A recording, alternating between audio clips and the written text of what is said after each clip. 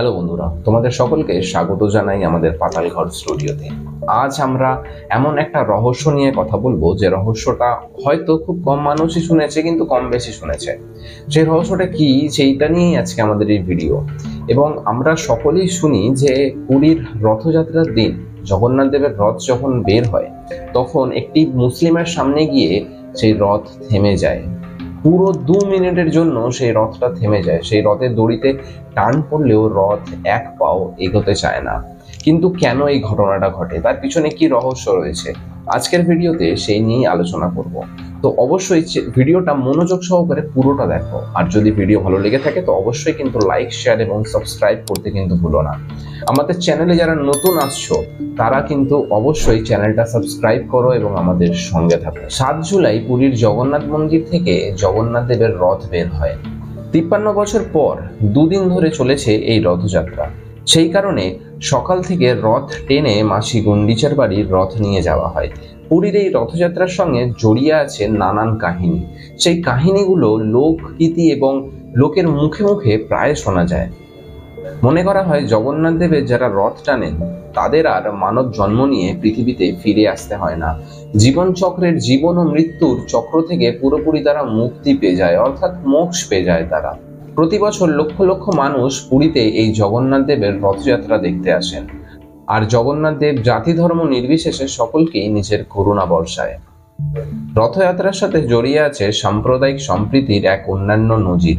প্রতি বছর রথযাত্রার সময় পুরীর মন্দির থেকে বেরিয়ে মোটামুটি 200 মিটার পথ অতিক্রম করার পর হঠাৎ করে দাঁড়িয়ে যায় জগন্নাথ দেবের রথ নন্দীঘোষ।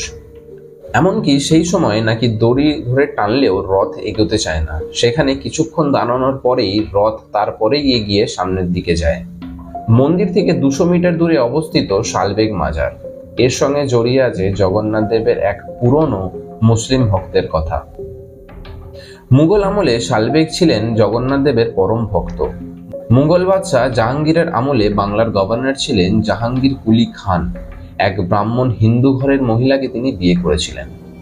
জগন্নাথ দেবের কনিষ্ঠ ভক্ত ছিলেন সেই মহিলাটি। তাদের যে সন্তান হয় তারা শালবেগ ধর্মের মুসলিম হলেও মায়ের প্রভাবে ছিলেন জগন্নাথ দেবের খুব বড় ভক্ত।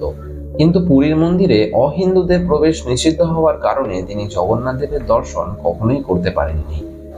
মৃত্যুর আগে তিনি মন্দিরের কাছে এক কুঁড়ে ঘর তৈরি করে এবং সেখানেই জীবনের শেষ নিঃশ্বাস ত্যাগ করেছিলেন।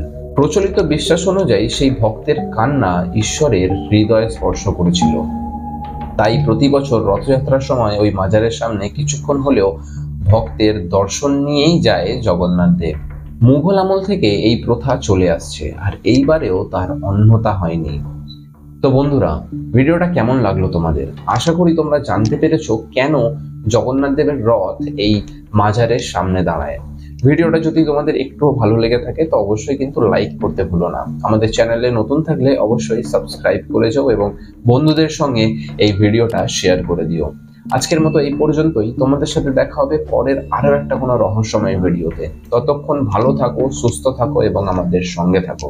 দেখা হচ্ছে পরের আরো একটা কোনো রহস্যময় ভিডিওতে। আজকের মতো এই পর্যন্তই।